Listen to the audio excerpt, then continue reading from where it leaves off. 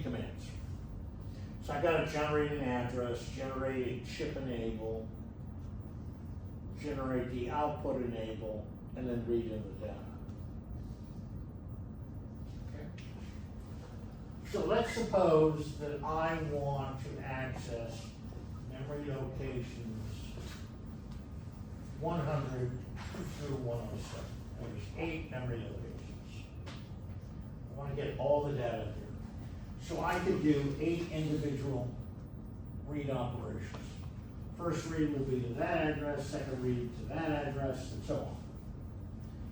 But if I tell you ahead of time, I want to access 8 consecutive memory locations starting at that address, I don't need to tell you that address, that address, that address. It's sufficient to just say, starting at that address, give me the next 8 memory locations. That precludes you from having to generate a chip enable, a new address, a new output enable signal for each one.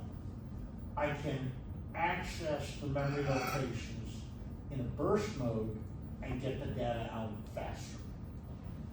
And it turns out that in burst mode, remember this device requires a clock. Every clock, I can get the data from the new memory location in burst mode. Where if I'm going to do the conventional read one memory location and go to the next one, it will require several clocks to do that. So it takes fewer clocks, excuse me, less time to access those locations.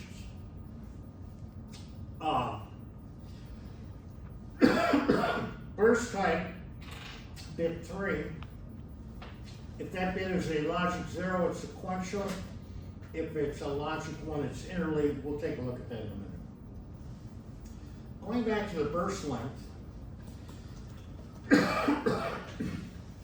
your choices are burst length of 1, which doesn't make much sense. But I can get a burst length of 2, burst length of 4, burst length of 8. And if God, I got a tickle in my throat. If that burst mode bit is 0, so I'm doing sequential, 111 is a full page. We'll see what that is shortly. Notice that not all bit patterns are allowed.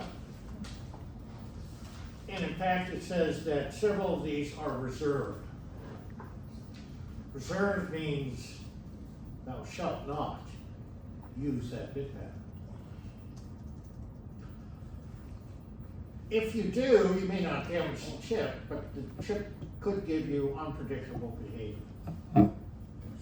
So for these 3 least significant bits in the mode register, I would never, for example, choose 101. Because regardless of the burst type, that's a reserved bit pattern.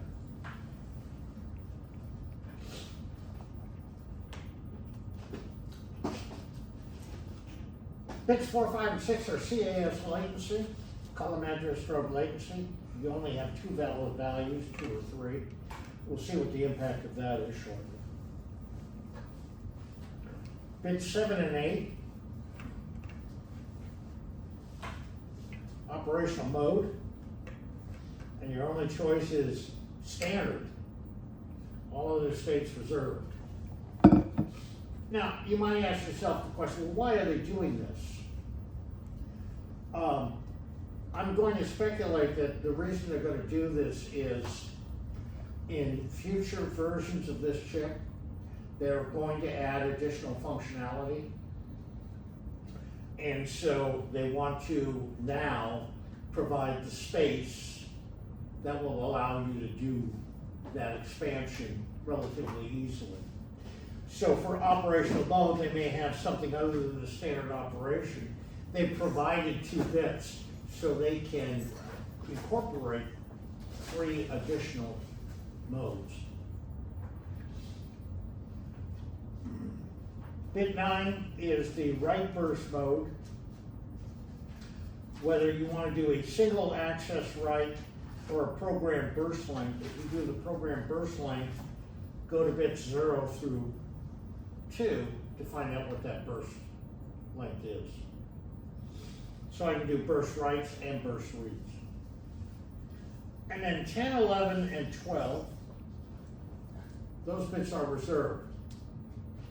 Notice, however, there is a superscript.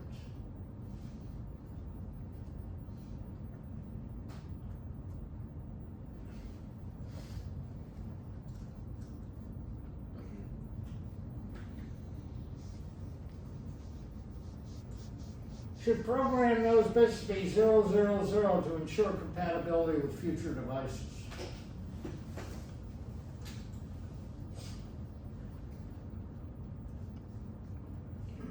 All right. Now,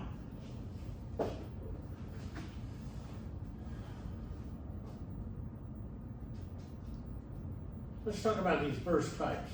Now, this is transparent for writing the software and using this memory. But there's a caveat associated with it, which we'll see on the next page.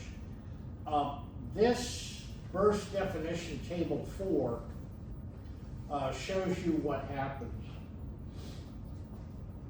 Let's suppose I'm going to do a burst length of 4. If the starting address has the 2 least significant bits as 0, 0, the order in which I would access the memory locations would be 0, 1, 2, and 3. You'll notice here in my example, the 2 least significant bits are 0, 0.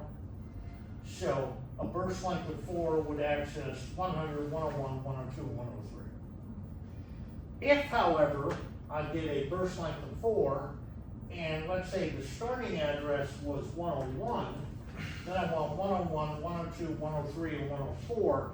Notice the order in which those appear. The first location would be 1, then 2, then 3, then 0. If it's sequential. If it's interleaved, it's 1, 0, 3, 2. You don't access the memory locations in the same order.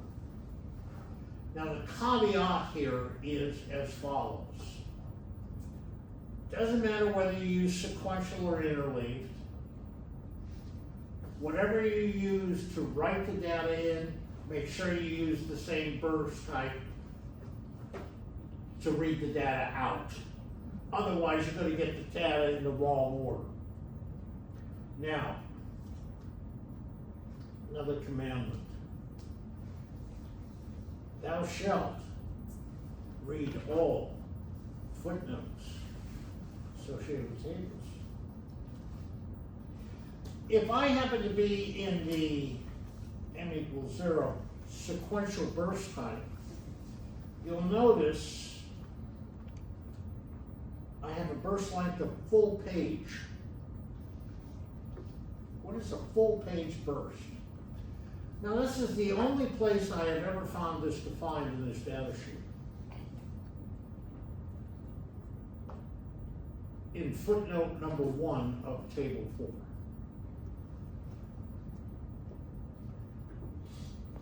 If I have a by 4 device, the burst length is 4096 or 4K. If it's the 8-bit device, it's 2K of memory locations. And if it's a 16-bit configuration, 1K. So you can access 4K, 2K, or 1K depending on which configuration you've got. We had CAS latency. This is the delay in clock cycles between the registration of a read command and the availability of the first output data. So what this does is it extends or determines the length of your propagation delay for your memory access time. You issue a read command, how many clocks do I have to wait before the data is available? And your choices were 2 or 3 clocks. Okay. All right, so this is a good place to stop. We'll pick up here with the rest of this data sheet